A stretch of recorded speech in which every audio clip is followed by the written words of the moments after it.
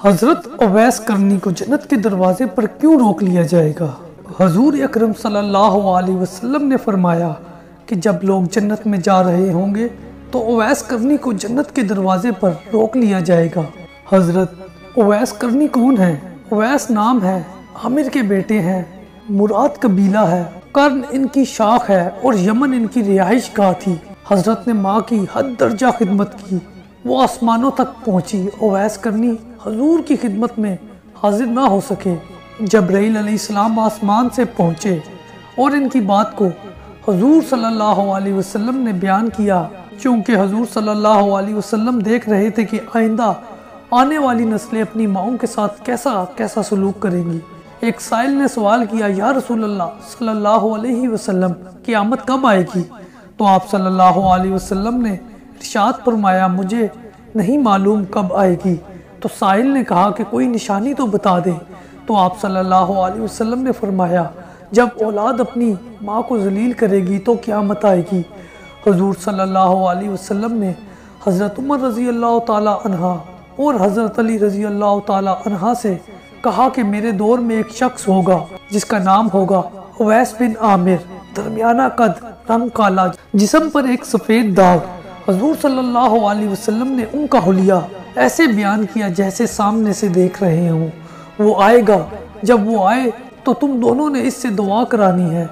हज़रत उमर रज़ी अल्लाह ताला अन्हा और हज़रत अली रज़ी अल्लाह ताला अन्हा को अवैस करने की दुआ की ज़रूरत नहीं थी। ये उम्मत को पैगाम पहुँचाने के लिए है कि माँ का क्या मुकाम है। हज़रत उमर रज़ी अल्लाह ताला अन्हा हैरान हो गए और सोचने लगे कि हजूर सल्लल्लाहु अलैहि वसल्लम क्या कह रहे हैं कि हम अवैस से दुआ करवाएं।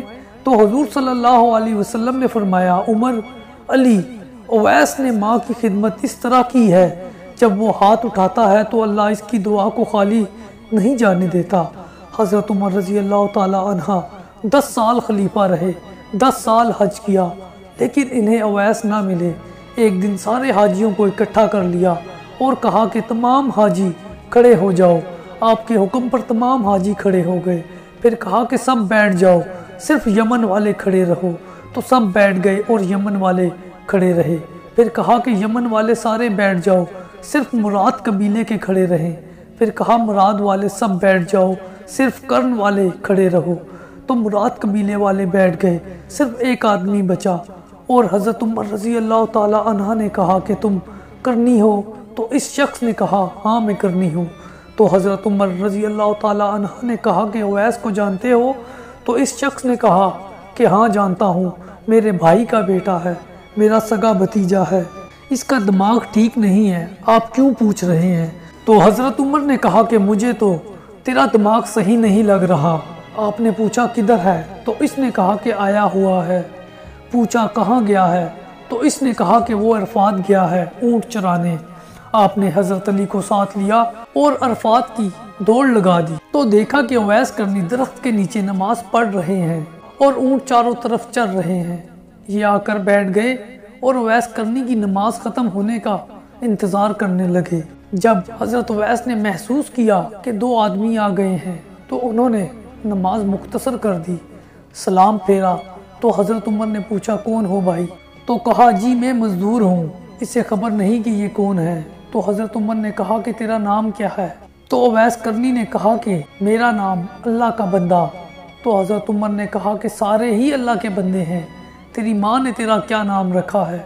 तो हज़रत अवैस ने कहा कि आप कौन हैं मेरी पूछ गूछ करने वाले? इनका ये कहना था कि हज़रत अली रज़ी अल्लाह ताला अन्हा ने कहा कि अवैस, ये अमीरुल मोमिनीन उमर बिन खत्ताब हैं और मैं हूँ अली बिन अबी तालिब। हज़रत अवैस करनी को ये सुनना था कि वो कांपने लगे। कहा कि जी मैं माफ़ी चाहता हूँ, मैं तो आपको पहचानता ही नहीं था, मैं तो पहली दफ़ा आया हूँ। तो हज़रत उमर ने कहा कि तू ही अवैस है? तो उन्होंने कहा कि हाँ मैं ही अवैस हूँ। हज़रत उमर ने कहा कि हाथ उठा और हमारे लिए दुआ करो। वो रोने लगे और कहा कि मैं दुआ करूँ? आप लोग सरदार और मैं नौकर आपका, मैं आप लोगों के लिए दुआ करूँ? तो हज़रत उमर ने कहा, हाँ अल्लाह के नबी ने फरमाया था उमर और अली जैसी हस्तियों के लिए हज़रत अवैस के हाथ उठवाए गए।